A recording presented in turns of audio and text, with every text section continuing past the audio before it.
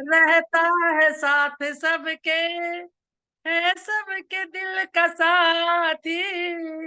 नादान पथिक उसे को तू जानने न पाया, कण कण में जो रमा है, हाँ कण कण में जो रमा है, हाँ कण कण में जो रमा है, हर दिल में समाया। ओ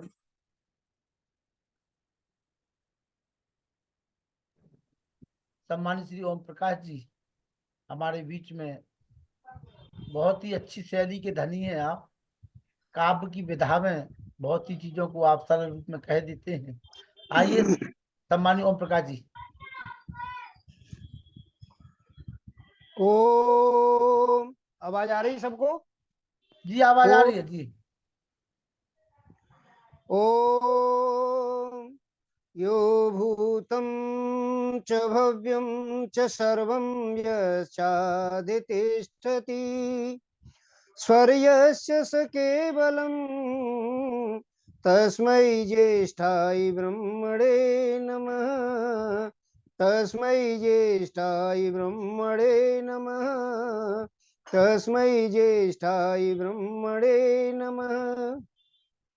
तीनों कालों का जिसे पूरा यथावत जान है, सृष्टि सारी में प्रतिष्ठित बस वही भगवान है स्वयं सुख रूप केवल मुक्तिदाता नाम है। उस महात्म ब्रह्म को श्रद्धा समेत प्रणाम है। जिस बुद्धि को मांगते साधु संत सुजान, उस बुद्धि का है प्रभो देना हमको दान। वेद स्वाध्याय सत्संग करते रहो, वेद स्वाध्याय सत्संग करते रहो, एक दिन प्राप्त सद्जान हो जाएगा। शांति होगी परम भ्रांति मिट जाएगी, शांति होगी परम भ्रांति मिट जाएगी, पाप तापों का अवसान हो जाएगा। वेद स्वाध्याय सत्संग करते रहो, एक दिन प्राप्त सद्जान हो जाएगा। अपनी आर्य समाज मेहरौनी के मंत्री मास्टर साहब लखनलाल जी, इस समाज के अन्य पदाधिकारी वृंद, पुरुषोत्तम वानप्रस्थी जी, जबलपुर से जुड़ रहे श्री राजेंद्र पटेल जी, एवं इस समस्त आर्य समाज के इस प्रोग्राम को होस्ट कर रहे अत्यंत श्रद्धा की भाजन वंदनीय मातृशक्ति एवं आर्यभद्र पुरुषों, ईश्वर की महान कृपा है जिसकी कृपा से कुछ चिंतन लेकर के हम लोग प्रस्तुत होते हैं। मास्टर साहब का बड़ा आग्रह था, काफी दिनों से कह रहे थे, मैं दे नहीं पा रहा था समय इनको, तो इन्होंने कहा कि भाई एक दिन का बीच में समय दीजिए, तो मुझे समय निकल सका। मैं जो है लगातार स्वाध्याय मेरा दर्शनों का चलता है, और दर्शनों का कभी कभी जो है दूसरे दूसरे देशों से भी मेरी इस तरह की मीटिंग होस्ट होती है, तो इस वजह से मैं थोड़ा व्यस्त रहता हूँ, व्यस्त जीवन चल रहा है, और व्यस्त समय से मैं आपको भी पूरा समय देने की कोशिश करता हूँ। सज्जनों, एक आज विषय रखा था, दर्शन एक ऐसी विधा है हमारे यहाँ कि दर्शन कुछ ऐसी बातें बताते हैं कि जो चीज प्रचलित है समाज में उससे कुछ भिन्न बातें बताते हैं। हम बहुत सी ऐसी बातों को समझते हैं। लगातार हमारे समाज में एक धारणा प्रचलित है कि कर्म प्रधान विश्व रच राखा, जो जस किया सो तस फल चाखा। इस तरह के विचार हमारे समाज में चलते हैं, और ये विचार बिल्कुल 100% ठीक है। हमारा वैदिक सिद्धांत का एक बड़ा बढ़िया एक सिद्धांत है। सारे के सारे वैदिक सिद्धांत को यदि आप पढ़ें तो उसमें एक बहुत बढ़िया बात निकल के आएगी कि उसके अंदर सारे के अंदर एक वाक्यता है, एक वाक्यता है पूरे साहित्य के अंदर, और वो वाक्यता है ईश्वर की प्राप्ति की। आप कुछ भी पढ़िए, कोई भी दर्शन पढ़िए, कोई भी वेद पढ़िए, उपनिषद पढ़िए और जो ब्राह्मण ग्रंथ है उनको पढ़िए, उन सब का मकसद केवल और केवल एक है, ईश्वर को प्राप्त करना। ये मनुष्य शरीर में आई हुई जीवात्मा कैसे ईश्वर को प्राप्त करे, कैसे इस जन्म मरण के चक्र से छूटे। लगातार दर्शनों में ऐसा विचार है और लगातार हम पढ़ रहे हैं। तो मैं कुछ दर्शनों के ऐसे विषय, क्योंकि दर्शन का विद्यार्थी हूं, मैं लगातार दर्शन को पढ़ता भी हूं और उसका अनुशीलन भी करता हूं, और ज्यादातर मेरे प्रवचन दर्शनों पर ही होते हैं। तो मैंने ये सोचा कि आज एक ऐसा विषय रखा जाए कि जो लोगों को बिल्कुल स्टक करता है। आप किसी को ये कह दो कि भाई ये ऐसे है, ये जो जन्म है ये जो है कर्म के कारण नहीं, तो लोग मानने को ही तैयार नहीं होंगे। यूं कहेंगे कि ऐसा हो ही नहीं सकता। सारा दर्शन, हम तो आज तक जितने भी सत्संग सुने हैं हमने और जितने भी हमने प्रोग्राम देखे हैं, उन सब में यही कहा जाता है कि भाई मनुष्य जन्म जो है, जितना भी जन्म, हमें जन्म मरण का जो चक्र है हमारे कर्मों के अनुसार चलता है और कर्म के अनुसार सारा प्रवृत्त होता है। ये सारा का सारा हम पढ़ रहे हैं। लेकिन वैदिक मान्यताओं को कुछ भिन्नता देखते हैं उनमें, उन वैदिक मान्यताओं में कुछ ऐसी भिन्नता देखते हैं कि जो आज के सिद्धांत से फिट नहीं बैठती वो। तो मैं उन सिद्धांतों को, उनके जो गूढ़ रहस्य हैं, जो मेरे पल्ले पड़ते हैं पढ़ने के बाद, विद्वानों को सुनने के बाद, तो मैं उन गूढ़ रहस्यों को पब्लिक के सामने रखता हूँ, सभी लोगों के सामने रखता हूँ। उसको मैं कोशिश करता हूँ कि वो रहस्य आप समझे, कि जिससे जो है हम जो है हमारी आत्मा उन्नत हो। सज्जनों, ये जो वैदिक सिद्धांत है, वेद के अर्थों को यदि हम जानना चाहें तो इसमें एक भाषा विज्ञान का एक नियम है। इसको समझने के लिए हमें वो चार चीजें हमें पकड़नी पड़ेंगी। पहली चीज है आकांक्षा, दूसरा है योग्यता, तीसरा है सन्निधि और चौथा है तात्पर्य। हम डायरेक्ट वेद के अर्थ को हम निकालना चाहें तो हम डायरेक्ट नहीं निकाल सकते। उसके पीछे ये सिद्धांत काम करता है। जब ये सिद्धांत आकांक्षा, जैसे आकांक्षा है, किसी शब्द को हमने देखा, किसी वाक्य को हमने पढ़ा वेद के अंदर और हमारी आकांक्षा पैदा हुई कि ऐसा हो कैसे सकता है, तो दूसरे ग्रंथ पढ़ते हैं, हम दूसरे विद्वानों से विचार विमर्श करते हैं, तो ये समझते हैं कि भाई ये आकांक्षा जो है हमारी जो पैदा हुई है, ये शांत कैसे हो। तो वेद को और वैदिक साहित्य को पढ़ने से आकांक्षा हमारी पैदा होती है। और दूसरी है योग्यता। वेद के जो अर्थ हैं, यदि हम योग्य अर्थों को करेंगे, यानी योग्यता है, योग्यता जैसे आप बिल्कुल व्याकरण की दृष्टि से आप देखें और कोई बोले कि वन्य ना सिंचती, अग्नि से सींचता है, आप व्याकरण की दृष्टि देखें तो वाक्य बिल्कुल ठीक है, लेकिन इसकी योग्यता नहीं है। इसमें योग्यता इसलिए नहीं है कि अग्नि से कभी सींचा नहीं जा सकता। इसलिए वेद के अर्थ को निकालने के लिए हमें योग्यता भी देखनी पड़ेगी। एक सन्निधि है इसकी। सन्निधि कहते हैं कि शब्द के, हम जब जो है करपात्री महाराज से पूछा गया कि पूरे के पूरे वेदों में हिंदू शब्द नहीं है, आप हिंदू कहां से पढ़ाते हो, हमें दिखाओ जरा। तो वो करपात्री जी महाराज बड़ा बढ़िया कहा करते थे, वो कहते थे कि हिंदू शब्द में दिखाता हूं आपको। पहली लाइन में ही पढ़ लिया और दूसरी लाइन में दा पढ़ लिया, कह ले ये रहा हिंदू। तो सज्जनों, ऐसा यदि कोई अर्थ करता है तो बेशक वो करता रहे, लेकिन ऐसा अर्थ कभी भी फिट नहीं बैठता। हमारे जो रामपाल, संत रामपाल है हरियाणा में, आजकल तो वो जेल में है, लेकिन वो एक बात कहते हैं कि कबीर शब्द जो है वो वेद में है, कबीर मनीषी परिभू स्वयंभू। भाई हम कब मना कर रहे हैं कि कबीर नहीं है, लेकिन कबीर के इस वेद मंत्र के आगे पीछे जितने शब्द दिए हुए हैं, उनकी सन्निधि इससे फिट तो बैठती हो। भाई कबीर के बारे में कुछ और भी तो हो उसमें, कबीर कहाँ पैदा हुए, क्या करते थे, क्या खाते थे, क्या पीते थे, ये भी तो हो उसमें, लेकिन ऐसा कुछ नहीं है। तो उस कबीर को हम कैसे मान लें, क्योंकि वो योगी करते हैं सारे के सारे। सज्जनों, एक है तात्पर्य, हमें तात्पर्य समझना पड़ेगा। महर्षि दयानंद जब अर्थ करने बैठते हैं, वो अग्नि शब्द को कहते हैं कि अग्नि तो परमात्मा है। अरे भाई, अग्नि का मतलब तो आग ही है, इसको परमात्मा कैसे कर दिया महर्षि दयानंद ने। महर्षि दयानंद इतनी प्रतिभा के धनी थे, उन्होंने इतना इसको अर्थ को, अग्नि को आग कहने के बजाय सारे के सारे पाश्चात्य विद्वान आग कह रहे हैं, तो वो परमेश्वर कैसे करते हैं महर्षि दयानंद। तो सज्जनों, इसका तात्पर्य समझना पड़ेगा, क्योंकि इसके पीछे जो विशेषण दिए हुए हैं, अग्निमीड़ पुरोहितम यज्ञस्य देवम ऋतुजम होतारम रत्नधात्मम, ये जो विशेषण दिए हुए हैं, इनसे ये पता चलता है कि इस अग्नि की बात नहीं हो रही इसमें। ये जो हमारी भौतिक अग्नि है, इस अग्नि के में ये विशेषण नहीं हो सकते जो विशेषण इसके अंदर दिए हुए हैं। तो ये हमें समझना पड़ेगा, वेद का तात्पर्य ऐसे नहीं निकलता। वेद का तात्पर्य उसके सारे के सारे वाक्य से, एक वाक्यता, वेद के अंदर एक वाक्यता का गुण है सज्जनों। इसलिए वेद के मंत्र को हमें समझना पड़ेगा। ये वेद मंत्रों से ही मैंने चर्चा निकाल के लाया हूं। ये जो चर्चा मैंने आज प्रारंभ की है कि भाई कर्म के कारण, हम लोग ये समझते हैं कि कर्म के कारण ही जन्म मिल रहा है, ये ठीक है, ये अपने इसे विचार में ठीक है, लेकिन सज्जनों इसके पीछे का जो कारण है वो भी देखना पड़ेगा हमें। इसके पीछे कौन सा कारण काम कर रहा है हमारा, जिससे हमें लगातार जन्म मरण का चक्र जो है चला हुआ है, हमारा कर्मा से लगातार बढ़ता चला जा रहा है, चाहे वो पुण्य कर्मा से हो चाहे पाप कर्मा से हो। सज्जनों दोनों ही बंधन में डालने वाले हैं, पुण्य कर्मा से भी बंधन में डालता है, पाप कर्मा से भी। इसलिए योगी हमेशा कर्मा से ऐसा प्रयास करते हैं कि कर्मा से बने ही ना। लेकिन इसका अर्थ बड़ा गलत ले लिया लोगों ने। ऐसा अर्थ ले लिया इसका कि हमारे यहाँ जो एक बहुत बड़ा समुदाय है साधुओं का, वो कुछ भी नहीं करते, कहते हैं कर्म का त्याग कर दिया है हमने। तो कर्म करेंगे तो या तो सोने की बेड़ी पड़ जाएंगी या लोहे की बेड़ी पड़ जाएंगी। इसीलिए न तो परिवार पैदा करेंगे, न कोई समाज का काम करेंगे, न किसी को उपदेश करेंगे, क्योंकि जो भी काम करेंगे या तो पुण्य कर्म होगा या पाप कर्म होगा।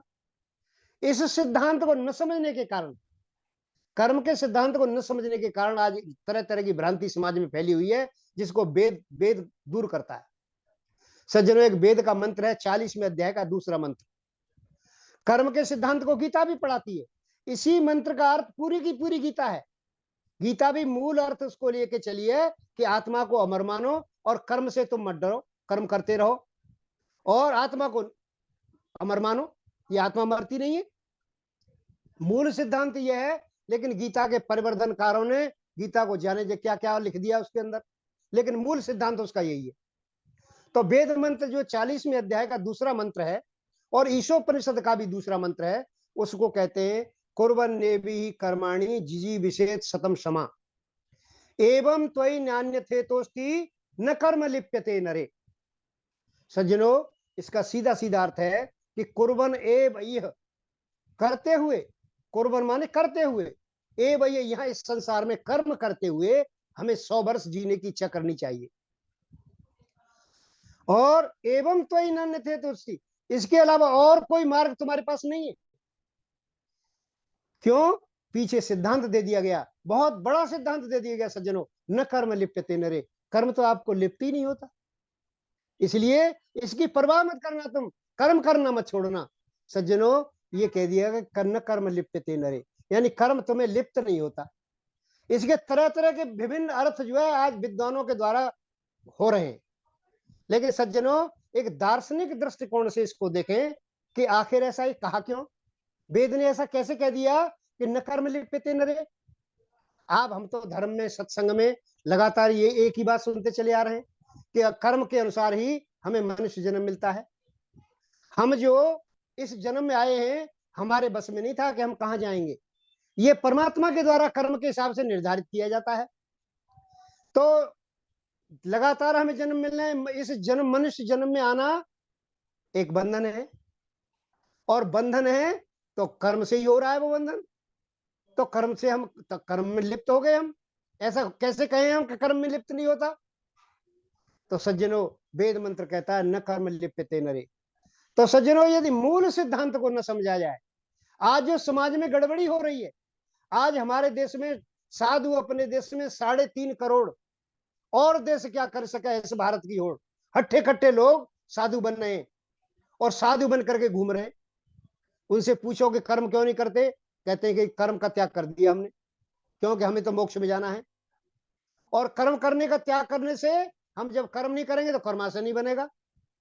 लेकिन सज्जनों लगातार कर्माशय, निठल्लेपन का भी कर्माशय बनता है और हमारे निरुद्ध संस्कारों का भी कर्माशय बनता है। ऐसा हो ही नहीं सकता कि कर्माशय ना बने, हमारा कर्माशय बनता है। और उसके अनुसार जैसे हमारा जो असंप्रज्ञात समाधि में जो योगी चला जाता है उसके निरुद्ध संस्कार बनते हैं और लगातार निरुद्ध संस्कार में रहता है वो योगी और बढ़ता चला जाता है उस योग में, ईश्वर से प्राप्ति में लगातार उसका प्रयास बढ़ता चला जाता है, तो संस्कार बनता है। ऐसा है सो हो ही नहीं सकता। लेकिन यहाँ लिखा हुआ है कि न कर्म लिप्यते नरे। तो सज्जनों हम सिद्धांत को समझें कैसे? इसका दर्शनों में बहुत अच्छी तरह से बताया गया है। दर्शन कहते हैं कि ये जो क्रिया करते हैं, हम कर्म करते हैं, ये तो क्षणिक हैं। एक कर्म किया हमने और तुरंत नष्ट हो गया। जैसे ही क्रिया, कोई क्रिया की, किसी के थप्पड़ मार दिया हमने, किसी के साथ अन्याय कर दिया, तो अन्याय करने की जो थप्पड़ मारने की जो क्रिया है वो समाप्त हो गई। अब वो क्रिया जब नहीं है तो उसका फल हमें कैसे मिलेगा? उसका, उस थप्पड़ मारने की क्रिया जो समाप्त हो गई, अब जो क्रिया एक क्षण भी टिकने वाली नहीं है, वो फल कैसे दे सकती है?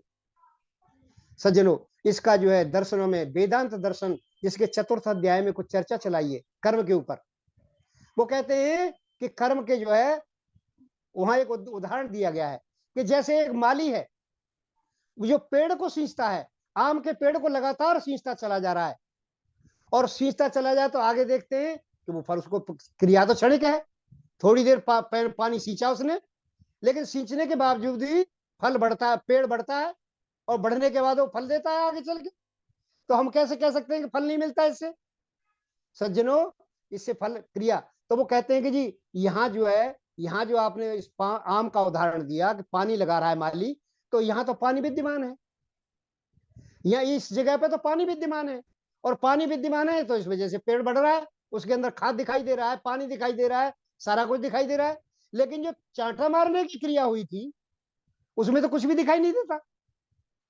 अब ये कैसे फल देगा? तो सज्जनों कहते हैं कि ये बिल्कुल ठीक बात है, वो क्रिया दिखाई नहीं दी, लेकिन उस क्रिया के संस्कार हमारी जीवात्मा पर, हमारे चित्त में पड़ जाते हैं। जो क्रिया हम करते हैं उस क्रिया के संस्कार हमारे चित्त पर पड़ जाते हैं, और चित्त पर संस्कार पड़ते पड़ते लगातार वो बहुत बड़ा, जैसे जलाशय शब्द है, जल का भंडार, ऐसे ही हमारे साथ कर्मों का भंडार, कर्माशय लगा हुआ है, और वो कर्माशय के कर्म जो है, जो भी हम कर्म करेंगे वो सूक्ष्म रूप में हमारे जीवात्मा के ऊपर पड़ते चले जाते हैं, और आगे चल के वो फल में तब्दील होते हैं वही कर्म।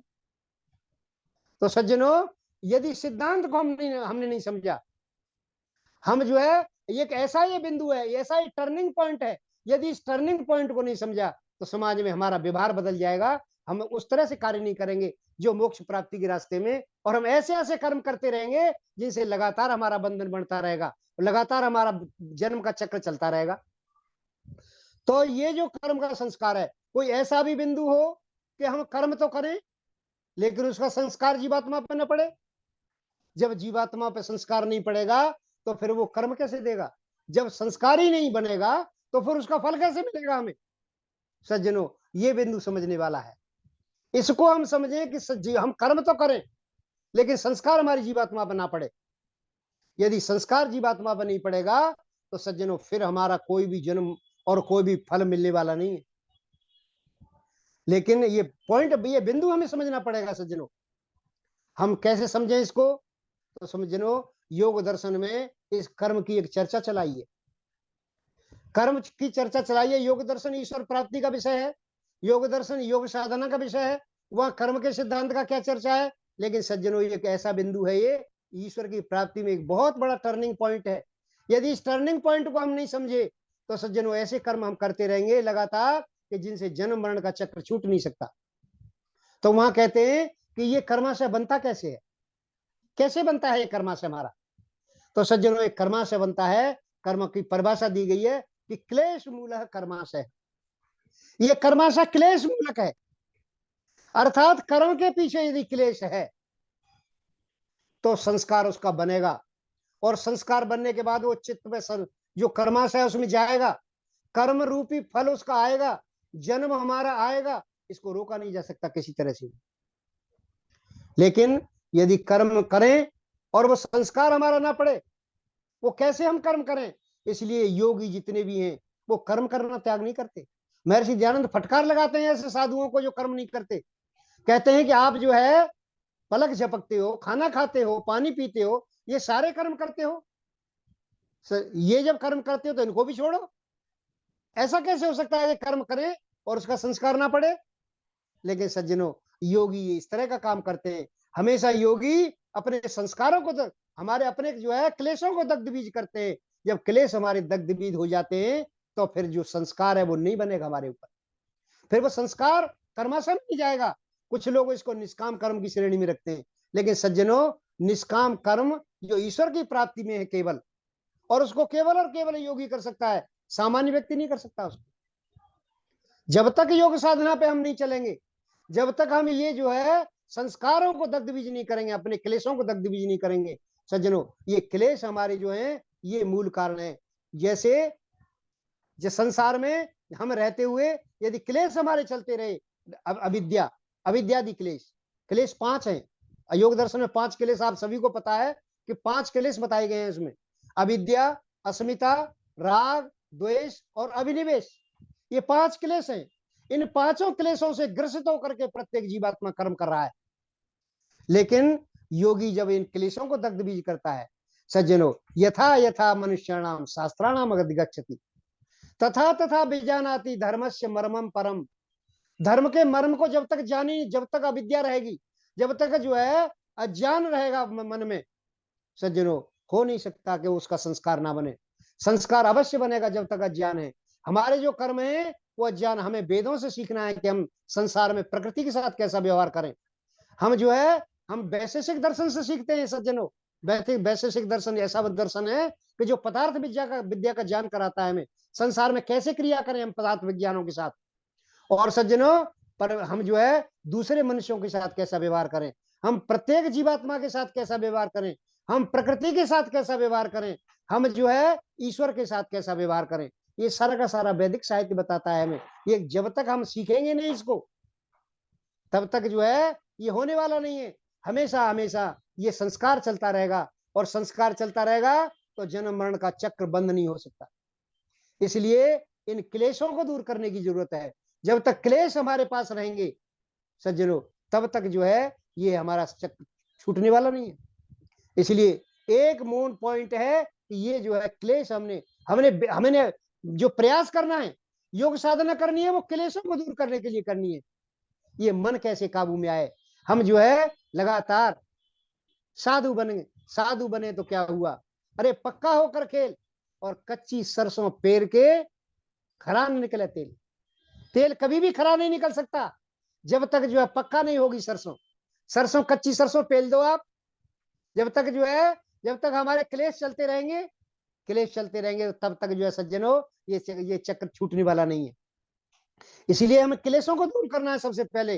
तो एक कुंजी हमें पता लग गई कि हमारे क्लेश, जब हम नया कर्म कोई करेंगे तो नया कर्म करने पर हम क्लेशों से दूर रहेंगे, हम क्लेशों को दूर भगाएंगे, अपने राग को कम करेंगे, हम द्वेष को कम करेंगे, अभिनिवेश को कम करेंगे, ये सारे के सारे क्लेशों को दूर करेंगे। लेकिन सज्जनों ये नए कर्म है, नए कर्म जब करेंगे तो क्लेशों से रहित होकर के करेंगे। एक छोटी सी चाबी मिली हमें, लेकिन सज्जनों आज तक हम जितने कर्म करते चले आ रहे हैं, एक बहुत बड़ा पोटला हमारे सिर पर बंधा हुआ है, कर्माशय का बहुत बड़ा चक्र हमारे पास, बहुत बड़ा कर्माशय है, और जन्म जन्मांतर से कर्म करते चले आ रहे हैं। और जब तक ये टर्निंग पॉइंट हमने सीखा नहीं था, तब तक भी तो कर्म करते चले आ रहे हैं।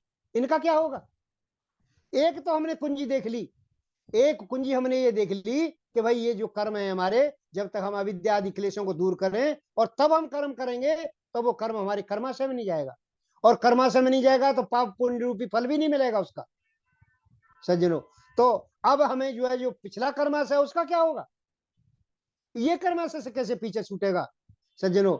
वहां लिखा हुआ है, दर्शनों में लिखा हुआ है कि सत्य मूले, उसका भी अगर इलाज दिया हुआ है वहां पे, सत्य मूले यानी मूल के होने पर। मूल क्या बताया था? मूल बताया था क्लेश मूल कर्माशय दृष्टा दर्श जन्म वेदनीय। जो केले कर्माशय क्लेश मूलक है और दृष्टा दृष्ट जन्म वेदनीय, कुछ इस जन्म में भी दिखाई देता है और कुछ आगे भी दिखाई देता है। ये लगातार ये दिखाई देता है सज्जनों, ये क्लेश मूलक कर्माशय है। ये हर एक जन्म में, इस जन्म में भी दिखाई देगा और आगे के जन्म में। जब तक ये क्लेश रहेंगे, सति मूले, उसके आगे सूत्र कहा गया है कि सति मूले तद विपाक जात्यायुर्भोगा, यानी मूल के होने पर, अर्थात मूल कहते हैं कर्माशय के मूल क्या है? क्लेश, यानी क्लेश होने पर, जब हमारे अंदर क्लेश होंगे तभी हमें कर्माशय फल देगा सज्जनों। फल भी हमें तभी मिलेगा जब क्लेश हमारे पास होंगे। यदि हमारे पास बेशक कर्माशय बना हुआ है, कर्माशय खूब बड़ा है हमारे पास, और कर्माशय होने के बावजूद भी हमें फल नहीं मिल सकता, क्योंकि फल भी जब भी मिलता है जब हमारे अंदर क्लेश होते हैं, जब हमारे अंदर अविद्यादि क्लेश हैं, अविद्या अस्मिता, राग, द्वेष और अभिनिवेश, ये पांचों के पांचों क्लेश जब तक मौजूद हैं तब तक तभी हमें फल मिलता है उसका। यदि ये क्लेश दग्धविद हो जाए तो बेशक हमारा कर्माशय बना रहे, लेकिन वो जाति आयुर्भोगा इसके रूप में वो हमें फल नहीं दे पाएगा।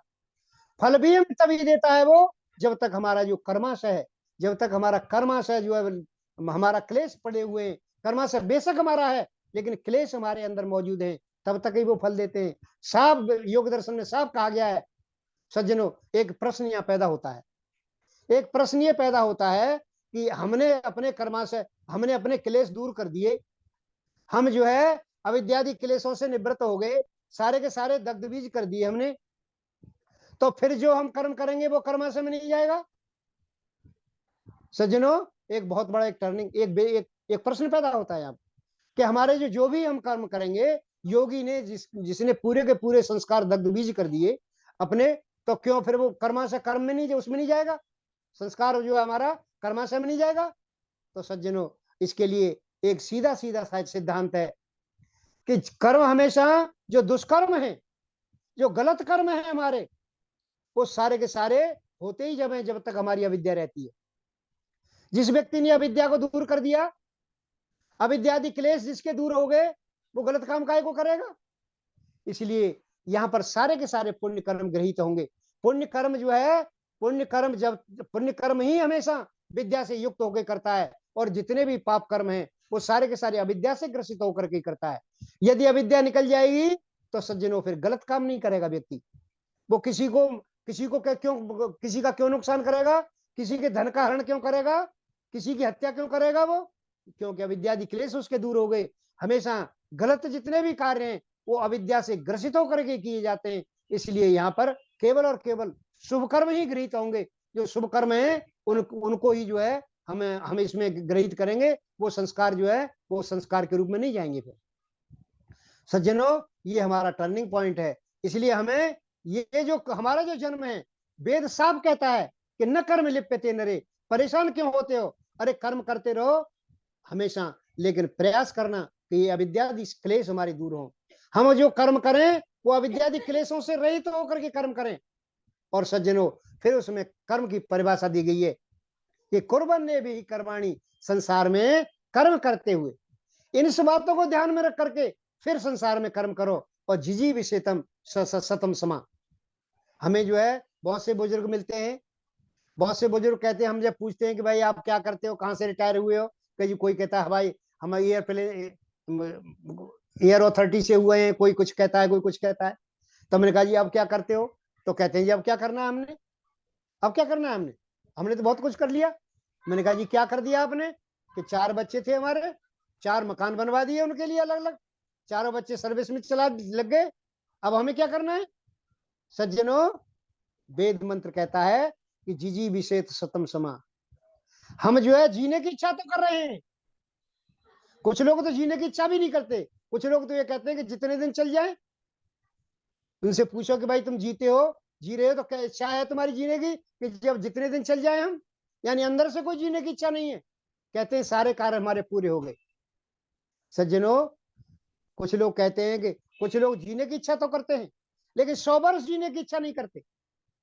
वेद मंत्र कहता है कि 100 वर्ष जीने की इच्छा करनी चाहिए। और कुछ लोग जीने की इच्छा करते हैं, 100 वर्ष जीने की इच्छा करते हैं, लेकिन कर्म करते हुए 100 वर्ष जीने की इच्छा नहीं करते।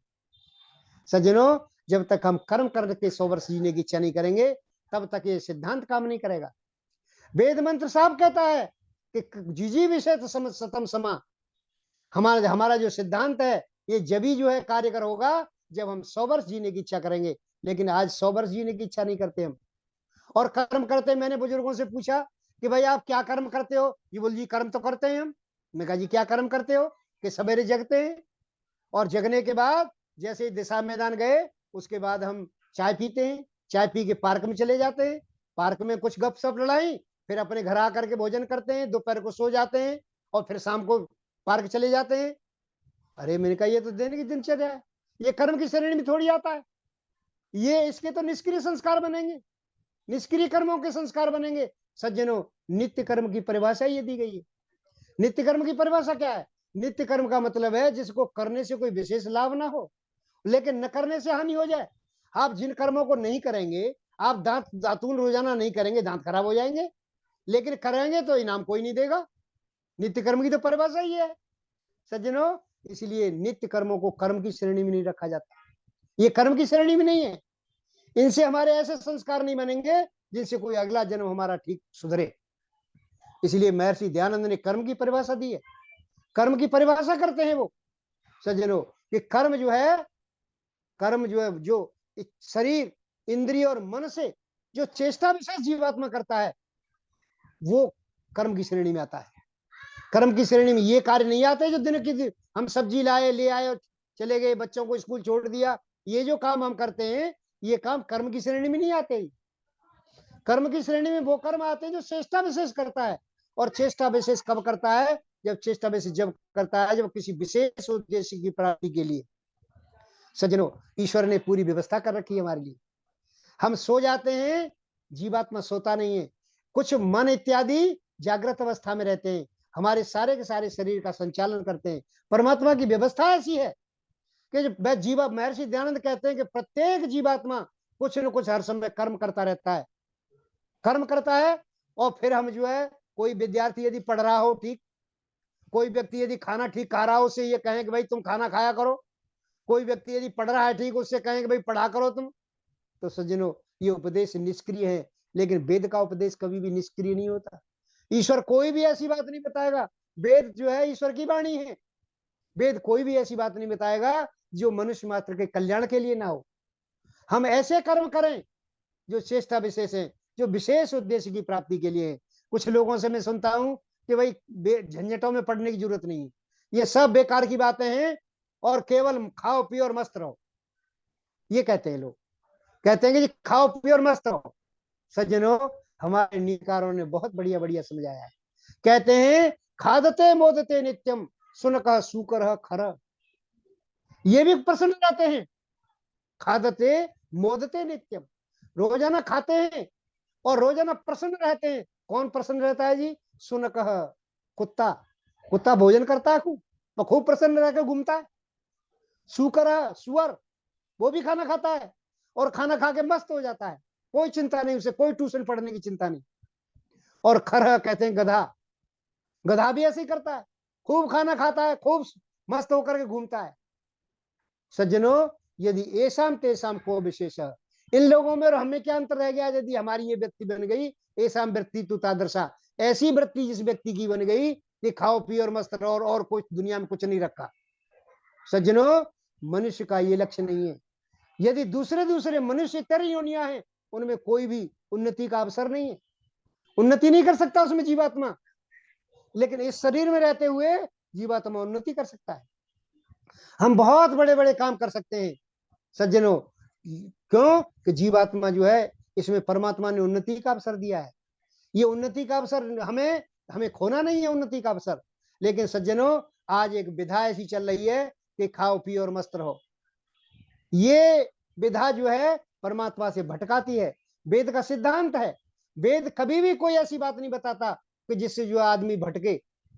इसलिए इसमें कर्म के सिद्धांत की परिभाषा बताई गई है कि कुर्बन्ने वे कर्माणि जिजे विषेत शतम समा। हमें 100 वर्ष जीने की इच्छा करनी चाहिए, लेकिन कर्म करते हुए 100 वर्ष जीने की इच्छा करनी चाहिए। जो व्यक्ति ये कहते हैं कि हम भाई कर्म तो जो है, हम जो है कोई कर्म हमारा नहीं शेष रहा, हमने सारे काम कर लिए, अब हम कोई काम नहीं करेंगे।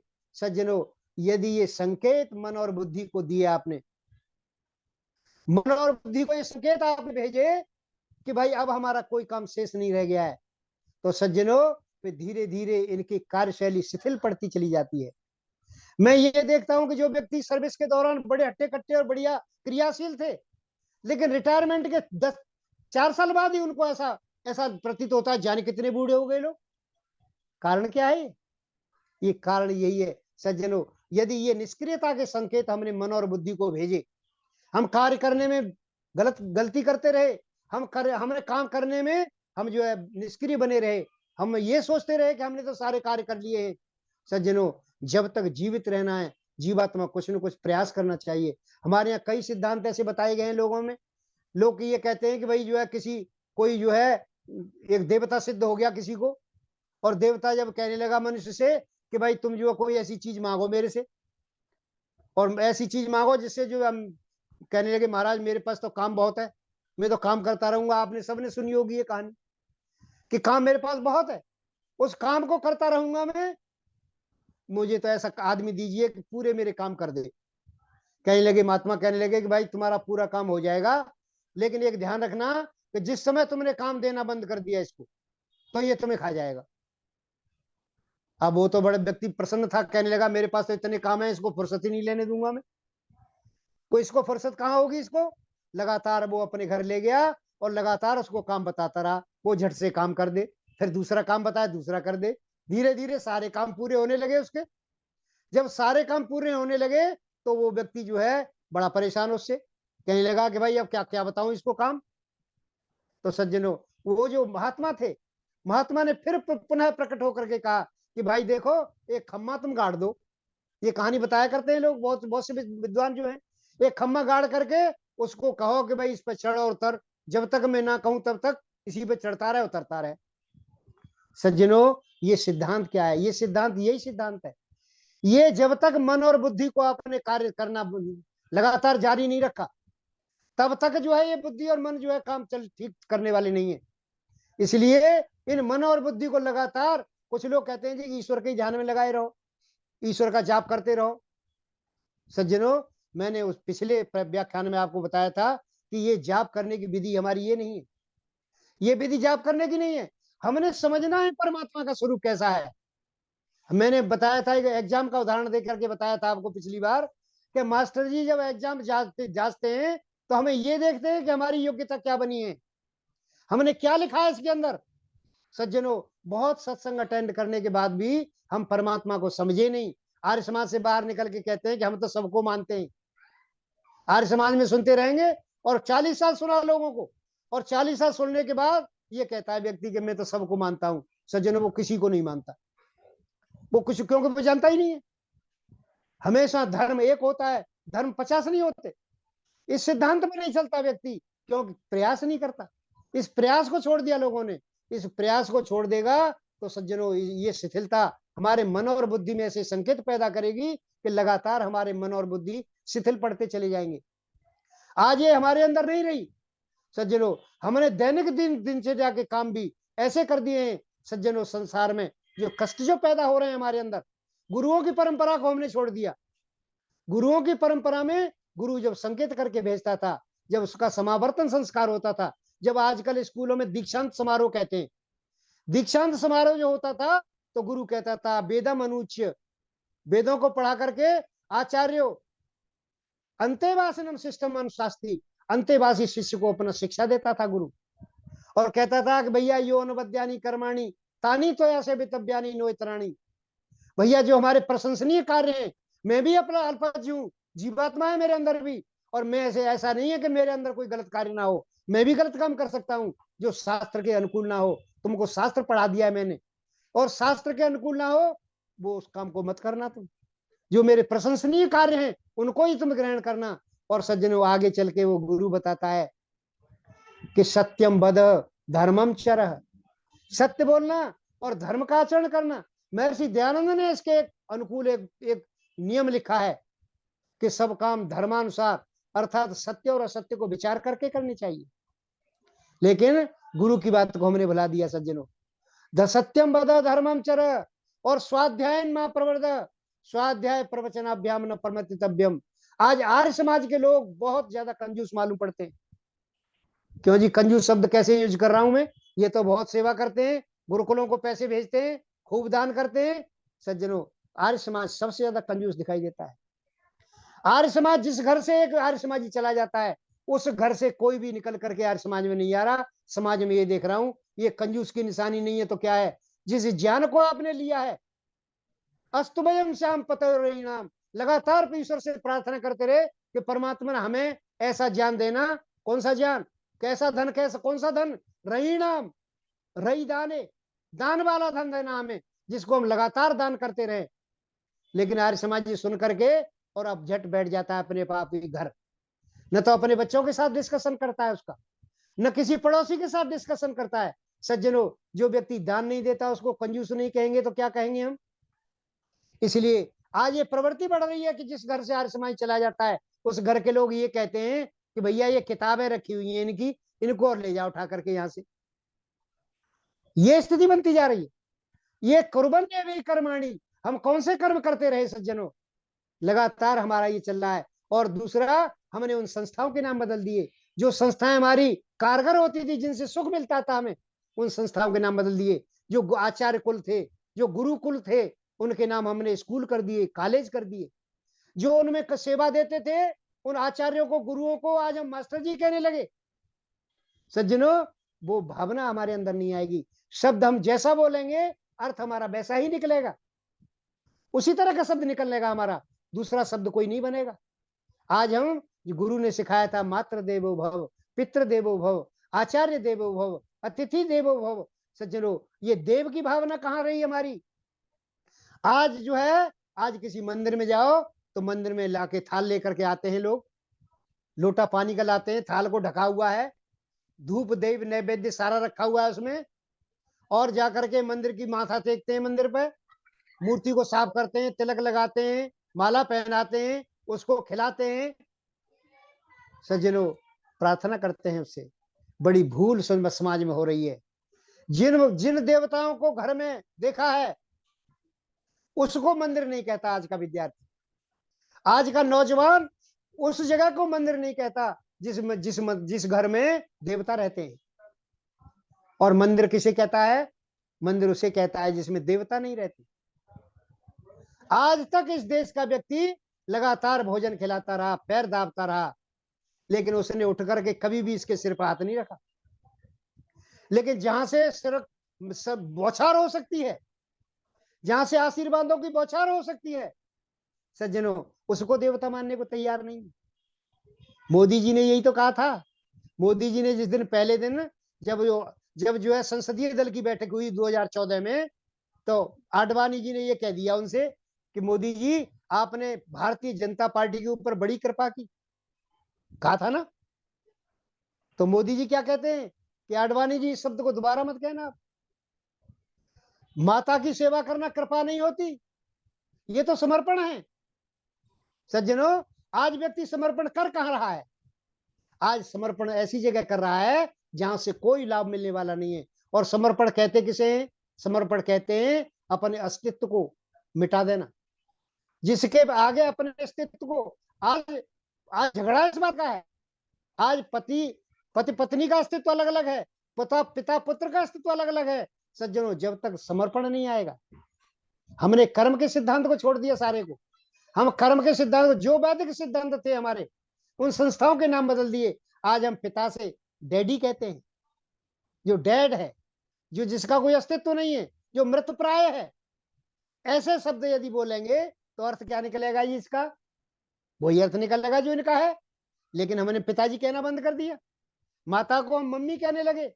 जो मरणासन, जो जिसको मसाला लगा करके बहुत दिनों तक जिसकी लाश को रखा जाता है, उसे मम्मी बोलते हैं, आज मम्मी कहने लगे उसको। तो सज्जनों, ये कैसे होगा? ये इसी तरह से होगा। आज हमें जो संस्था, जो घर, जो हमारे जो मंदिर थे, उनको मंदिर नहीं कहते। आज हम मंदिर, हम उसको कहते हैं जहां जो है कोई देवता नहीं रहता। इसलिए सज्जनों, इस कर्म के सिद्धांत को हमने, ये कर्म का सिद्धांत बड़ा विचित्र सिद्धांत है। ऐसा सिद्धांत संसार भर में किसी के पास नहीं है। लेकिन आज जो है, आज सारे के सारे परिवार दुख के पुंज बनते चले जा रहे हैं। जिस माता पिता ने बहुत मेहनत करके जिसको पैदा किया है बच्चे को, जिस समय गर्भाधान संस्कार के टाइम पे ही माता को बड़ा कष्ट हुआ, पिता को बड़ा कष्ट हुआ, और पिता ने पालने में पूरी ताकत लगाई। ताकत लगाने के बाद आज स्थिति ये है माता पिता की, लगातार उसके प्रयास में बड़ा करने में, जरा सा बीमार हो जाता था तो दोनों डॉक्टर के पास भागते थे। पढ़ाई लिखाई में पूरा जोर लगाया, और सज्जनों, जोर लगाने के बाद जब शादी में कोई विलंब होता है तो 50 आदमी 50 जगह जिक्र करते हैं कि भाई हमारे लड़के की शादी करवाओ। लगातार कष्ट झेलता चला रहा। लेकिन शादी होने के बाद जो कहर माँ बापों के ऊपर टूटता है, सज्जनों, ये समाज की अच्छी स्थिति नहीं है। ये वो स्थिति नहीं है कि कुर्बन्ने भी कर्माणि जिजी विशेष सतन समा। इस भावना को कैसे पूरा करें हम? एवं तो ही नान्यते तो थी, संसार में और आपके पास कोई इलाज नहीं है कर्म करने के अलावा। लेकिन कर्म के सिद्धांत को हमें सीखना पड़ेगा। परमात्मा साफ कह रहा है कि न कर्म लिप्यते नरे, ये जन्म मरण, ये जो चक्र चल रहा है तुम्हारा, ये कर्म के कारण नहीं है, इसके पीछे तो अविद्यादि क्लेश है। हमेशा दर्शन एक बात कहता है, दर्शन एक बहुत बढ़िया बात कहता है। दर्शन ये कहता है कि जिस कार्य से कोई कार्य हो भी, हमेशा ये जो है कार्य में और फल में कार्य और कारण का संबंध है। यानी हमारा जो क्रिया है वो तो है हमारा कारण, और फल जो है उसका कार्य है। जैसा कार्य होगा वैसा उसका फल होगा। जैसे वस्त्र कपड़ा होगा वैसे वस्त्र बनेंगे। जैसे जैसे कि हमारा जो है, जैसे फर्नीचर होगा वैसे ही हमारा फर्नीचर, हमारे मेज इत्यादि बनेंगे, मेज कुर्सी इत्यादि बनेंगे। तो सज्जनों, जैसा कर्म होगा हमारा वैसा फल निकलेगा हमारा। लेकिन अब हम फल कर्म तो करना चाहते हैं कुछ और, लेकिन फल प्राप्ति कुछ और करना चाहते हैं। ऐसा कभी नहीं होता। हमेशा वो जो संस्कार हैं, उस संस्कार को दग्ध बीज करना है। संस्कार को दग्ध बीज कैसे होंगे? कि जब हम वैदिक के रास्ते पे चलेंगे, वेद के रास्ते पे चलेंगे। लेकिन वेद के रास्ते को छोड़ दिया लोगों ने। सज्जनों, आज उस तरह से कर्म नहीं करना चाहता। परमात्मा ने बहुत अच्छी व्यवस्था की हुई है मनुष्य को क्रियाशील बनाने के लिए। परमात्मा की गजब की व्यवस्था है सज्जनों। उसने सुत वित्त ली लोक ईषणा तीनी और के चित इन कृतन मलिनी, ये 3 तरह की इच्छाएं डाल रखी है परमात्मा ने, जिससे मनुष्य क्रियाशील बना रहे, हर एक समय क्रियाशील बना रहे। सज्जनों, बुढ़ापे तक इच्छा होती है कि लोकेशना हमें प्राप्त हो। सज्जनों, वित्त की ईषणा होती है, लगातार वित्त की ईषणा में। लेकिन ये ईषणा केवल साधन मात्र है, हमें हमारा लक्ष्य कोई और है। सज्जनों, इन ईषणा को यदि परमात्मा नहीं बनाता तो आज हम उस लक्ष्य पर नहीं पहुंच सकते थे। इस लक्ष्य पर पहुंचने का मतलब यह है कि परमात्मा की व्यवस्था है। ये परमात्मा की व्यवस्था के अंदर कार्य कर रहे हैं हम। आज जो हमारी जो ईषणाएं पैदा हो रही है हमारे अंदर, ये ऐसा परमात्मा ने हमारी क्रियाशीलता को बनाने के लिए डाली है। ये गलत नहीं है कहीं कोई भी। लेकिन सज्जनों, इन ऐषणाओं को हम केवल साधन माने, साध्य नहीं। साध्य कुछ और है हमारा, साध्य केवल और केवल परमात्मा है। और परमात्मा कैसे प्राप्त होगा? जब हम क्लेशों को दग्ध बीज करेंगे। हमें राग हो, लेकिन सज्जनों, राग का हमें संस्कार हमारे ऊपर ना पड़े। हम उतना राग करें जितना हमारा आवश्यक है। लेकिन आज हमारा राग इतना है कि हम सारे के सारे गलत काम करने पर प्रवृत्त हैं। परमात्मा परमात्मा ऐसा नहीं करता कभी भी। परमात्मा, लोग ये शंका उठाते हैं कि भाई परमात्मा संसार में माता पिता बगैर कर्म के ही हमें फल देते हैं, जब तक बच्चा छोटा रहता है खूब उसका पालन होता है। तो परमात्मा तो अधिष्ठान है, वो तो देता है सुख दुख, वो नहीं दे सकता क्या ऐसे? सज्जनों, परमात्मा के अंदर राग नहीं है। माता पिता हमारा जो पालन करते हैं ये राग के कारण करते हैं, उनके अंदर राग होता है। लेकिन परमात्मा के अंदर कोई राग नहीं है। सज्जनों, ये जो है, ये इस तरह का हम काम करेंगे। परमात्मा जो है राग रहित है, वो किसी से राग नहीं करता। उसका तो कार्य जो है, परमात्मा का कार्य जो है वो कर्माधिष्ठित नहीं है। कर्म जो है परमात्मा देने वाला नहीं है, ये तुम्हारे कर्म से सिद्ध होता है स्वयं के से। परमात्मा इसमें अधिष्ठान नहीं है। लोग ये कहते हैं जी परमात्मा सुख और दुख देने वाला ईश्वर है, ऐसा नहीं है। हमारे कर्म से सिद्ध होता है। ये वेदों, ये साफ दर्शनों में लिखा हुआ है कि न ईश्वर अधिष्ठित है न कर्मणा, कर्मणा फल संपत्ति, यानी फल की प्राप्ति में ईश्वर अधिष्ठान नहीं है। कर्मणा तत्सिद्धे, वो तो कर्म से सिद्ध होता है हमारे से। लेकिन कर्म कैसे हो? हमारे कर्म ऐसे होने चाहिए कि उनके अंदर अविद्या आदि क्लेश ना हो। ये क्लेश हटाने हैं हमने, इन क्लेशों को हटाने का प्रयास करना है। सज्जनों, मन जिसको कार्य कह रहा है उस कार्य को नहीं करना हमने। जिस कार्य में मन लगातार भाग रहा है, क्योंकि मन जो है हमेशा ऐसी चीजों पर भागता है, ये जैसे मधुमक्खी भागती है सज्जनों, केवल मधु की तलाश में। इसलिए इसको यहाँ के सुख, हम एक जो है पंडित चमुपति एम संध्या रहस्य लिखा है उन्होंने। उन्होंने कहानी का बड़ा बढ़िया विवरण दिया है कि भाई ये जीवात्मा जो है, जीवात्मा परमात्मा से कहने लगी, महाराज आपने बड़ी बढ़िया सृष्टि बनाई है कि जरा हमें भी दर्शन कराओ उसके। परमात्मा सोचने लगा कि भाई जीवात्मा को यदि मैंने भेज दिया तो ये लौट के नहीं आएगा मेरे पास, ये संसार के सुख में फंस जाएगा। तो उन्होंने सब जो है जितने भी देवता थे, जल वायु अग्नि, सब बारी बारी से बुलाए। सब कहने लगे कि महाराज हम इसको जो है ले तो जा सकते हैं, लेकिन लौटने की गारंटी हमारी नहीं है। जल को बुलाया, जल कहने लगा कि महाराज एक काम तो मैं कर सकता हूं, इसका एक काम मैं कर सकता हूं कि जब भी मुझे मेरा सेवन करेगा ये, तो मैं आपका नाम स्मरण करा दूंगा इसको। जब भी आप सिर पे एक लोटा पानी डालो, परमात्मा का नाम लेता है व्यक्ति। लेकिन और संसार में मैं और कुछ नहीं कर सकता। सज्जनों, ये वही तो सारा का सारा चक्कर है कि हम संसार के चक्कर में फंस जाते हैं, संसार के सुखों में फंस जाते हैं। उस सुख को जो 36,000 बार सृष्टि बने और बिगड़े, इतने समय तक मोक्ष में रहने वाला जो समय है, आनंद में रहने वाला समय है, हम उसका आंकलन नहीं करते और क्षणिक सुखों में पड़ जाते हैं और अविद्यादि क्लेशों को दूर नहीं करते। ये अविद्यादि क्लेश जब तक हम पढ़ेंगे लिखेंगे नहीं, हम सुनेंगे नहीं किसी विद्वान को, सुन करके अपने आचरण में नहीं ढालेंगे। सज्जनों, आज लगातार ये चक्कर चल रहा है। मैं लोगों से मैं जाता हूँ आर्य समाजों में, और आर्य समाजों में जाकर के कहता हूँ क्या जी प्रवचन बहुत बढ़िया रहा आपका। मैंने कहा भैया क्या बढ़िया रहा? एक व्यक्ति से मैंने पूछा कि क्या बढ़िया रहा जरा बताओ, बोले ये पता नहीं है। अरे मैंने कहा फिर क्या बढ़िया रहा भाई? तुम्हें एक सेकंड भी याद करने को तैयार नहीं। सज्जनों, और विद्वान से ये कहते हैं कि आप नीचे उतर के आओ, यानी विद्वान जो आगे चल रहा है उसको कहते हैं कि आप नीचे उतर के आओ, आपका प्रवचन थोड़ा कठिन है, आप दर्शनों से बोलते हो, आपका प्रवचन थोड़ा सा कठिन है, इसको थोड़ा नीचे करो, लोगों की समझ में नहीं बैठता। सज्जनों, ऐसा नहीं है, हमेशा हमें ऊपर उठना है, किसी को नीचे नहीं करना, हमें ऊपर उठना है। और ऊपर उठने का तरीका ये की है कि हमें अविद्यादि क्लेशों को दूर करें, क्योंकि जन्म मरण का कारण केवल और केवल हमारी अविद्या है, हमारे कर्म नहीं है। सज्जनों, जिस कार्य से जो काम हो भी, कर्म के द्वारा हमें मोक्ष भी मिलता है और कर्म के द्वारा हमें बंधन भी प्राप्त होता है। जिस कार्य से, जिस कारण से कार्य हो भी और जिस कारण से कार्य ना भी हो, तो ऐसे कारण को कभी भी मूल कारण नहीं माना जाता। दर्शनों में कर्म को मूल कारण नहीं माना गया कभी भी। दर्शनों में मूल कारण इसको अविद्यादि क्लेशों को माना गया है। इसलिए क्लेशों को दूर करना है हमने। यदि हमारे क्लेश दूर हो गए तो सज्जनों फिर कर्म हमारे जितने भी होंगे वो हमारे ऊपर संस्कार नहीं डाल पाएंगे, हमारे ऊपर किसी तरह का कोई संस्कार नहीं डाल पाएंगे हम। और जब संस्कार नहीं पड़ेगा तो फिर उसका फल भी हमें नहीं प्राप्त होगा। दर्शनों में, योग दर्शन में बहुत बढ़िया उदाहरण दिया है कि जैसे तुषसे रहित धान, जैसे धान होता है उसके ऊपर एक बादामी रंग का खोल चढ़ा होता है, यदि वो खोल उतार दिया जाए तो वो जो चावल है वो उगने की स्थिति में नहीं रहता।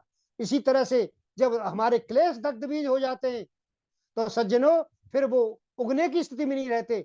जैसे जैसे एक किसी अन्न के किसी दाने को, जैसे जो है हम जो है चने और गेहूं इत्यादि को जब भून देते हैं तो फिर वो उगने की स्थिति में नहीं रहते। इसी तरह से इन संस्कारों को जब तक हम दग्ध बीज नहीं करेंगे, जब संस्कारों को दग्ध बीज कर देंगे तो फिर ये संस्कार उगने की हालत में नहीं रहेंगे।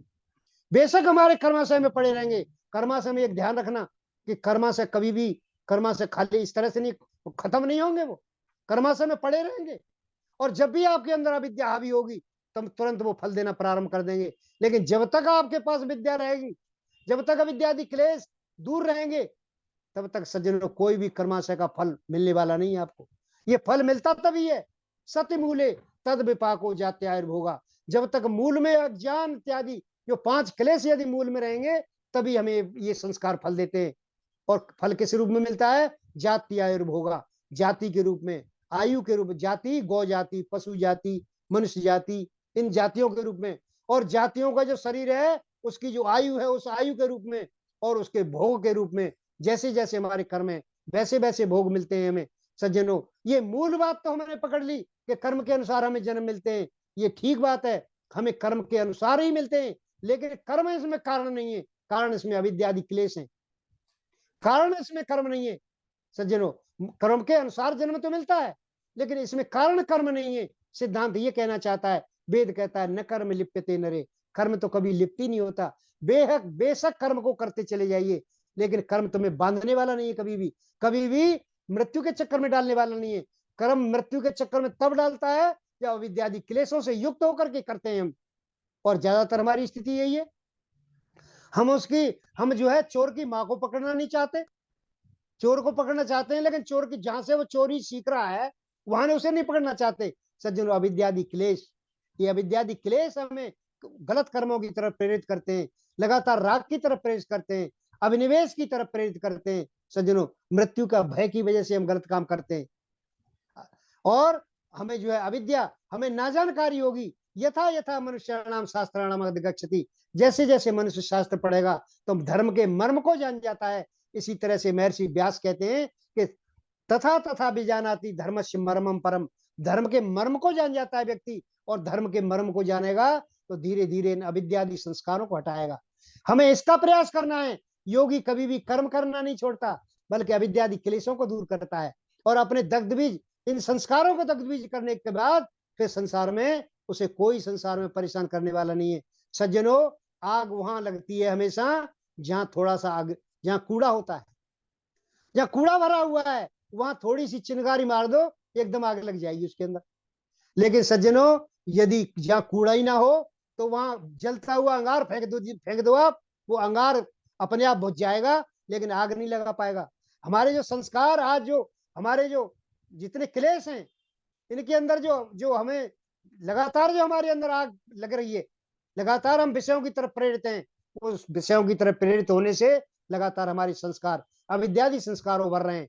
इन अविद्यादि संस्कारों से धीरे धीरे हमारे विषयों के संस्कार कम होते चले जाएंगे, और विषय कम होते चले जाएंगे तो फिर हमारा जीवात्मा मोक्ष की तरफ प्रेरित होता चला जाएगा, और हमारे वो निरुद्ध संस्कार बनेंगे, जिन निरुद्ध संस्कारों के बनने से परमात्मा की प्राप्ति होती है।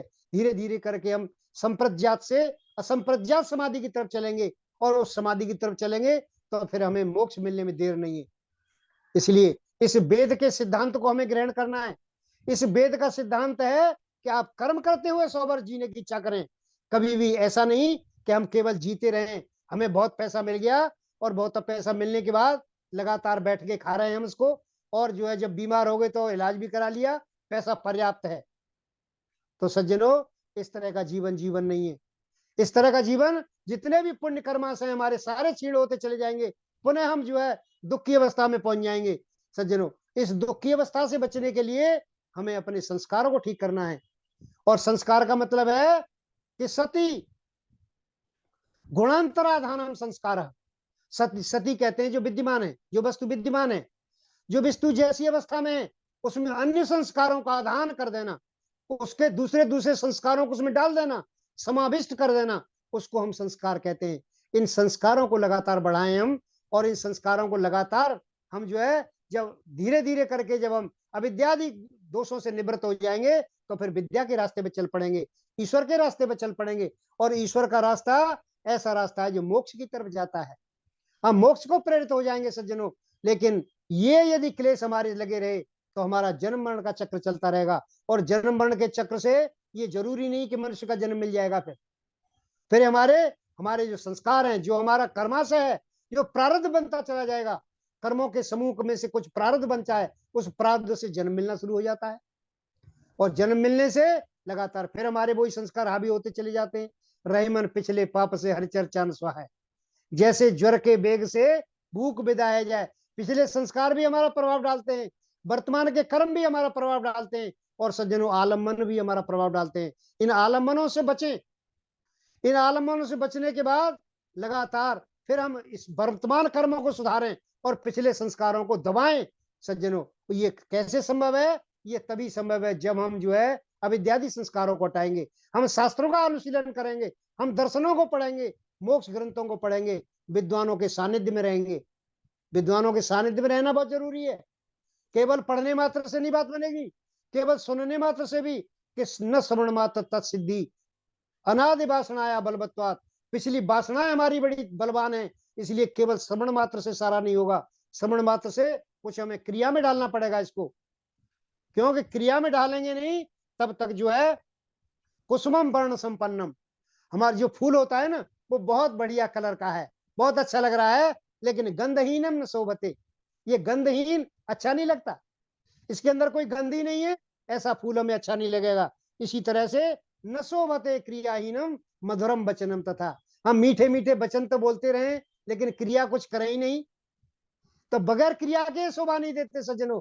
इसलिए हमें यह ध्यान रखना है कि हमें सारा का सारा जो हमारा वैदिक साहित्य है उसमें केवल एक वाक्यता है, एक वाक्यता के सिद्धांत में चलता है, वो ईश्वर प्राप्त करना। और ईश्वर प्राप्त, चाहे यदि कोई विद्वान इस साहित्य को दूसरी तरफ मोड़ता है तो सज्जनों वो विद्वान की कमी हो सकती है, लेकिन सारा का सारा साहित्य केवल एक वाक्यता के सिद्धांत पर है कि हमें कैसे ईश्वर प्राप्त हो, संसार में कैसे हम ईश्वर की प्राप्ति करें, केवल एक सिद्धांत पर चलता है, दूसरा और कोई सिद्धांत नहीं है। इसलिए इस एक वाक्यता के सिद्धांत को देख करके हमें इस वैदिक साहित्य का अनुशीलन करना है, इस वैदिक साहित्य सिद्धांत पर चलना है। इस वैदिक सिद्धांत को अपनाएंगे तो हम जरूर अपने रास्ते पे पहुंच जाएंगे। मैं समझता हूं आज का प्रवचन यहीं विराम देता हूं। बहुत बहुत धन्यवाद, बहुत बहुत नमस्ते।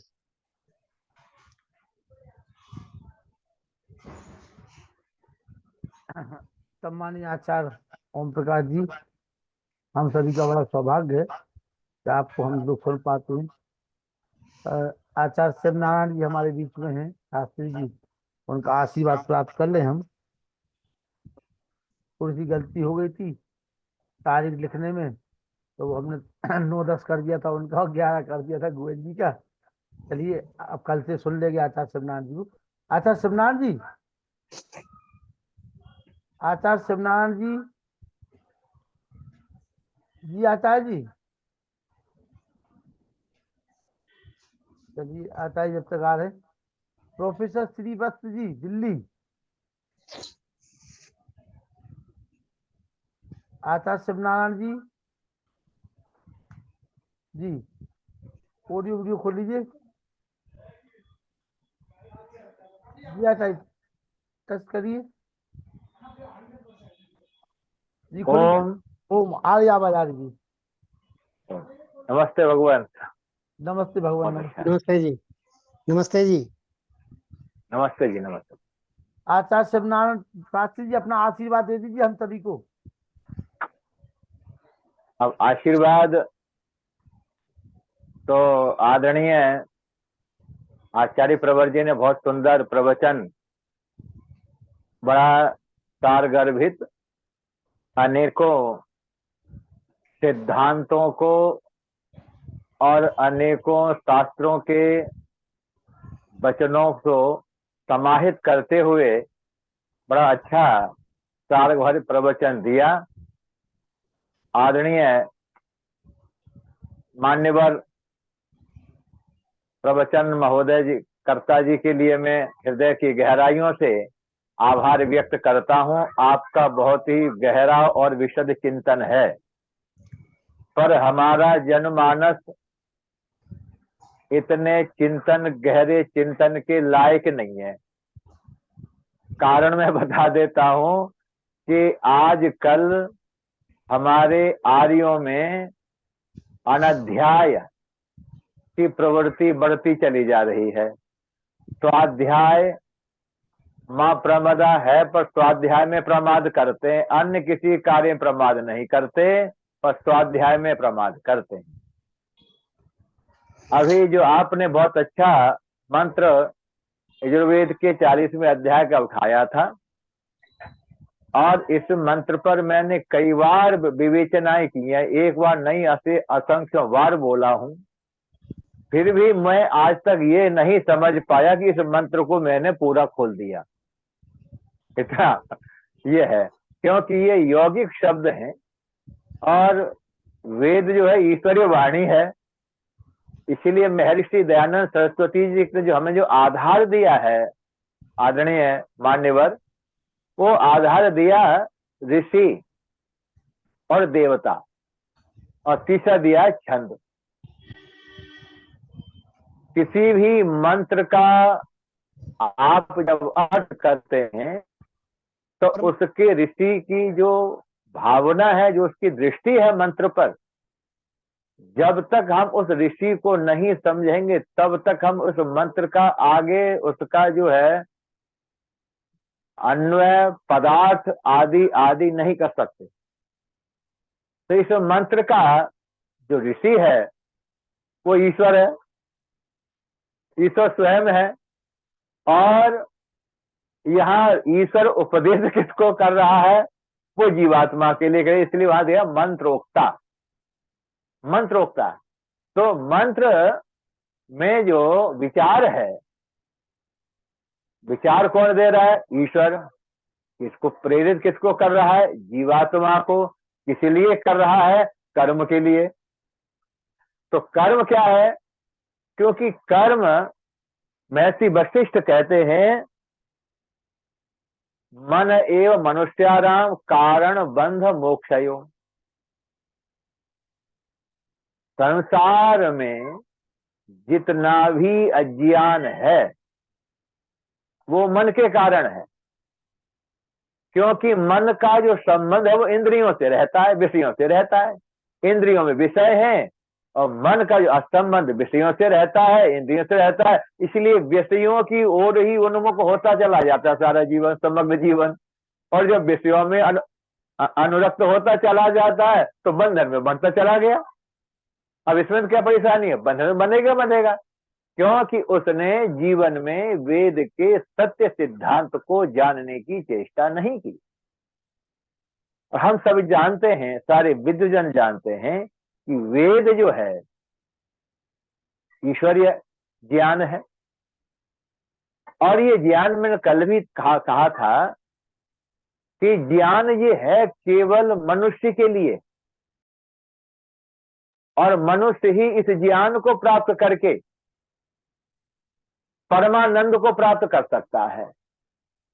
मनुष्य ही इस वेद ज्ञान को, जो कि शाश्वत है, यथार्थ है, सत्य है और नित्य है, ये ज्ञान केवल मनुष्य मात्र के लिए है। अर्थात मनुष्य देह में जो जीव आत्मा है तो 3 गुणों से ग्रसित, फिर भी उसमें तम का अभाव है, रजस और सत्व की मात्रा की प्रधानता है। और जिस जीवात्मा में हम और आप जो स्थिति के हैं वो उत्तम कोटि का रजोगुण है हमारे अंदर। इसलिए हम सत्य शास्त्रों की चर्चा कर लेते हैं, श्रवण कर लेते हैं। अब ये रजोगुण जो है उत्तम कोटि का है, और उत्तम कोटि के रजोगुण के साथ में आदरणीय भ्राता श्री सतोगुण का विद्यमानता है। और वो सतोगुण भी जो है वो निम्न कोटि का है। अब यदि हम रजोगुण में सतोगुण का महत्व मिला दें तो हम इसके शब्द और शब्द के अर्थ और अर्थ के संबंध को हम समझ जाएंगे। और जिस दिन हमें शब्द का अर्थ और अर्थ जो किस अर्थ में किया जा रहा है, क्यों कहा जा रहा है, और संबंध हमें समझ पता चल गया, उसी दिन अविद्या का नाश हो जाएगा, अज्ञानता की निवृत्ति होगी। और निवृत्ति के मार्ग पर हमने चलने शुरू कर देंगे साहब, तो ध्यान करना, जो आपका आशय था सारे प्रवचन का, जो बंधन है कर्म का, वो तो कार्य है, कारण तो अज्ञान है। और अज्ञानता जब दूर हो गई तो कार्य अपने आप ठीक हो जाएगा। तो बिना कारण के कार्य नहीं होता और बिना कार्य के कोई कारण नहीं होता। इसीलिए कारण को दूर करना है, तो कारण को दूर करने के लिए ईश्वर उपदेश करता है जीवात्मा को, कर्म तो तू कर, पर कैसा कर्म कर? सत्योक्त, ऋषि के शब्द बोलूंगा, वाणी ब्राह्म दे रहा हूं मैं केवल। सत्योक्त, सत्य है कहाँ? वेदोक्त, सत्य वेद में है, और वेदोक्त सत्य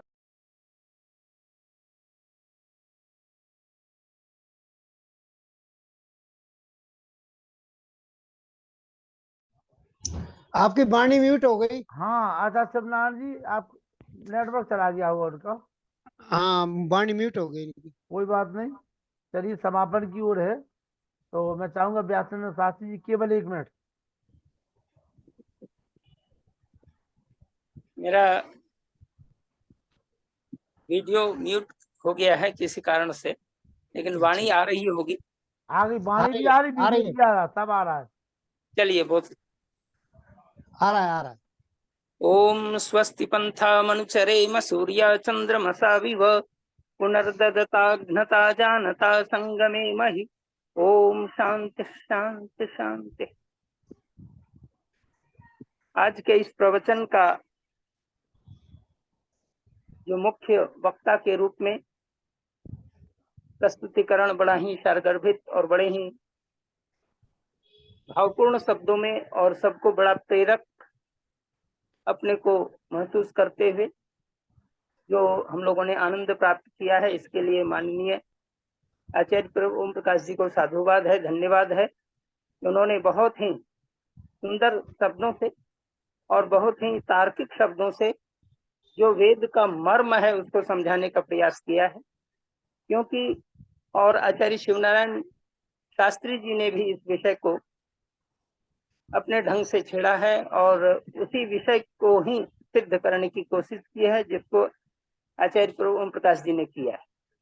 निसंदेह दोनों ने अपने विचार को अपने अपने ढंग से व्यक्त किया और ओम प्रकाश जी ने इसको बहुत ही अनेक उदाहरणों से इसको सिद्ध करने का प्रयास किया है कि मन कभी भी बेकार नहीं बैठने वाला है, वो काम करने के लिए लगातार प्रेरणा करता है। जिसके लिए उन्होंने एक उदाहरण दे करके कहा कि एक ऐसा नौकर जो बराबर काम करना चाहता है, नहीं करने पर वो मालिक को ही मार डालता है, तो बिल्कुल वो कौन सा खंभा गाड़ दें, जिसको बड़ा ही सुंदर वर्णन किया गया है, जिसमें ये कहा गया है कि भाई वह खंभा जो है वो सुषुम्ना नाड़ी जो हमारी है उसमें बिल्कुल प्रणव जो हमारा ओम जो है उसमें बिल्कुल लगाते रहना है, ध्यान को उसमें चलाते रहना है और सुषुम्ना से लेकर के जो निरंतर ओम का निरंतर चिंतन मनन उनके अर्थों पर विचार यदि हम करते चलेंगे हमारा मन विकृत नहीं होगा।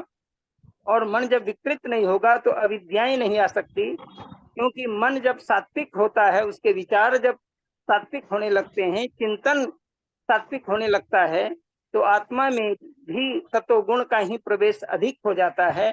और जब सतोगुण का प्रवेश अधिक होता तो निश्चित रूप से वो कर्म हमें बांधने वाले नहीं होंगे, वो अविद्याएं नष्ट हो जाएंगी।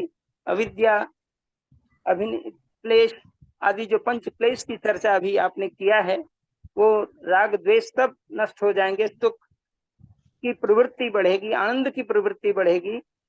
और निश्चित रूप से जब पंच क्लेशों का समाधान हो जाएगा, उसका निदान हो जाएगा, जब नष्ट हो जाएंगे अविद्यादि पंच क्लेश, तो निसंदेह हमें सत्य ज्ञान की प्राप्ति होगी, धर्मानुसार ज्ञान की प्राप्ति होगी।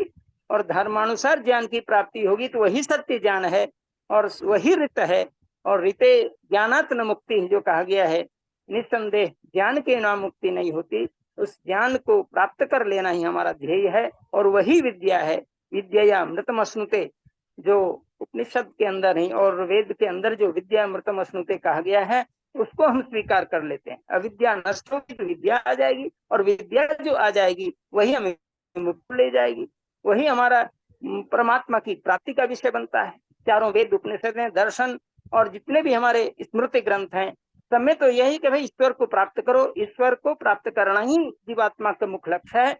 और जो पुरुषार्थ हमारे हैं, उन पुरुषार्थों में भी अंतिम मोक्ष ही है, धर्म अर्थ काम और मोक्ष। तो ये सभी साधन एक एक करके बढ़ते जाने से जो हमारे विद्यादि जो हमारी दृष्टि है विद्या पर, अर्थात वो विद्या जो हमारा लक्ष्य है, उस लक्ष्य की ओर हमें जाने की आवश्यकता है। और लक्ष्य क्या है, उस लक्ष्य को हम क्या करें का ब्रह्म लक्ष्यम, ब्रह्म को ही लक्ष्य बनाना है। और प्रणवत धनु, प्रणव को धनुष बना लेना है। और वह धनुष जब उसमें बाण लगेगा तो बाण किसकी लगाना है, ताकि आत्मा शरह, आत्मा रूपी बाण से, प्रणव रूपी धनुष में आत्मा रूपी बाण से ब्रह्म को जब लक्ष्य कर दिया जाएगा तो निसंदेह हमें मुक्ति की प्राप्ति होगी, अर्थात हम जीवन मरण के चक्र से छूट जाएंगे। उसी को महामृत्युंजय लोगों ने कह दिया है, जिसके बारे में एक मंत्र आता है, ओम त्र्यंबकं यजामहे सुगंधिं पुष्टिवर्धनम उर्वा रुकमिव बंधनान मृत्युर्मुक्षीयमामृतात्। तो मैं कहता हूँ, बहुत लोग कहते हैं भाई ये तो मरने के बाद मरने की चर्चा है, फिर मुक्ति कैसे आ गई। हमने कहा माँ अमृतात्, अर्थात अमृत से नहीं, हमें उसी प्रकार आराम से इस शरीर को छोड़ना है जैसे खरबूजा छोड़ देता है। खरबूजा जब पक जाता है उसके अंदर सुगंधी और पौष्टिकता आ जाती है, स्वयं वह लता बेल से छूट जाता है। उसी प्रकार हे प्रभु, हमें भी मृत्यु रूपी कष्ट से दूर कर दे और हम कैसे, जैसे उसका बड़ा सुंदर उदाहरण दे दिया कि पक्व जो खरबूजा है, वो खरबूजा जब पकता है तो उसके अंदर सुगंधी और पुष्टि आ जाती है। जीवन की सुगंधी पुष्टि क्या होगी? जीवन की सुगंधी पुष्टि यह है कि हमारा जो सत्कर्म है, जो हमारा निष्काम कर्म, जिसके बारे में न कर्म लिप्यते नरः की चर्चा है, हम जब उपकार के कर्म करने लगेंगे, हम जब स्वार्थ से परमार्थ के कर्म करने लगेंगे, तो निसंदेह वो परमार्थ के कर्म हम बंधन में डालने वाले नहीं होंगे। और जब बंधन में नहीं डालेंगे तो फिर हमें यश की प्राप्ति होगी। और यशो वैशाह, यश ही हमारा मुख्य रस हो जाए। यशो वही रसा, और उसी को का रसो वैसा बाद में कह दिया। तो वही रस हमें, जो परमात्मा है, उसकी प्राप्ति हमें होने लगेगी। और निसंदेह उस महान रस, यश रूपी रस से हम भींगते चले जाएंगे और वह रस हमें मुक्ति की ओर ले जाएगा। यही लक्ष्य आचार्य श्री का कहना था, जो मैंने अपने शब्दों में वेद के आलोक में इसे घटाने की कोशिश की है, और यही हमारे जीवन का लक्ष्य बनता है। इन्हीं शब्दों के साथ मैं अपनी वाणी को विराम देता हूँ और आचार्य ओम प्रकाश जी को बहुत बहुत धन्यवाद करता हूँ कि उन्होंने इस विषय को उठाया और उठा करके हम लोगों को भी चिंतन की ओर प्रेरित किया है। निसंदेह हम आर्यजन अपने स्वाध्याय को निरंतर करते रहें, और स्वाध्याय अपने आप में यज्ञ है। स्वाध्याय अपने आप में ऐसा यज्ञ है जो कि आपके मन को गलत दिशा में जाने ही नहीं देता। जिसको नींद कहते हैं, मुझे नींद नहीं आ रही है, लोग दवा खा रहे हैं नींद की। अरे स्वाध्याय रूपी यज्ञ में जुटेंगे तो हमें सुंदर निद्रा भी आती, हमें किसी प्रकार की ऐसी कमी नहीं होनी पाती कि हम कभी भी अपने को विचलित कर पाए। इसलिए स्वाध्याय यज्ञ के माध्यम से अपने सत्य कर्म को करते चले जाएं, हमारे कर्म बंधन हमें मुक्त कर देंगे। और जब कर्म बंधन से मुक्त होंगे, अविद्यादि दोष कटेंगे, ये पंचक्लेश कटेंगे, हमें मुक्ति का सुख, जो आनंद है, वह आइए शांति पाठ।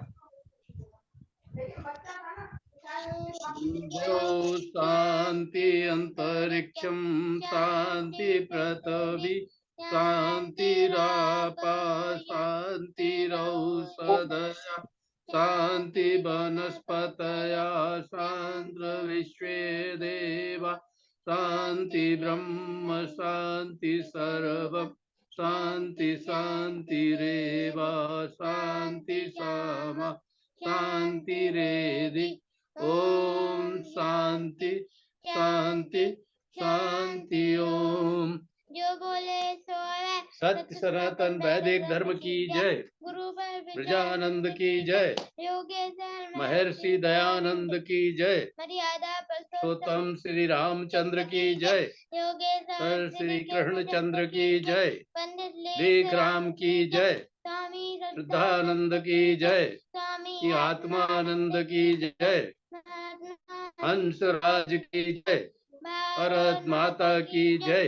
माता की रक्षा हो, पालन हो, आर्य समाज अमर रहे, वेद की ज्योति जलती रहे, ओम का झंडा ऊंचा रहे, आर्यों के महाकुंभ और भारत को समझो अभियान की जय। कृण्वन्तो विश्वमार्यम ध्वनि। ओम।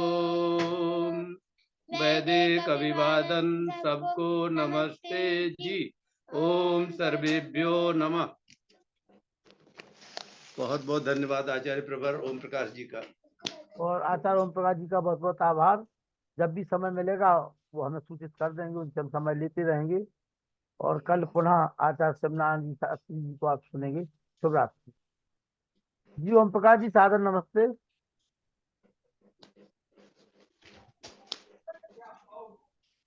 मैंने सभी के माइक खोल दिए हैं, आचार्य जी से नमस्ते कर दीजिए। सर्वेभ्यो नमः। बिमलेश जी नमस्ते। आचार्य जी नमस्ते, सभी को नमस्ते। लाखन भैया नमस्ते। आचार्य जी नमस्ते। नमस्ते। विमलेश जी नमस्ते। अनिल भैया नमस्ते। राजेश्वर जी सादर नमस्ते।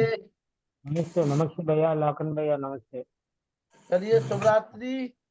कल शिवरात्रि करते हैं एक बार पुनः। नए वर्ष चैत्र शुक्ल प्रतिपदा की आप सभी को हार्दिक शुभकामनाएं। आपको भी।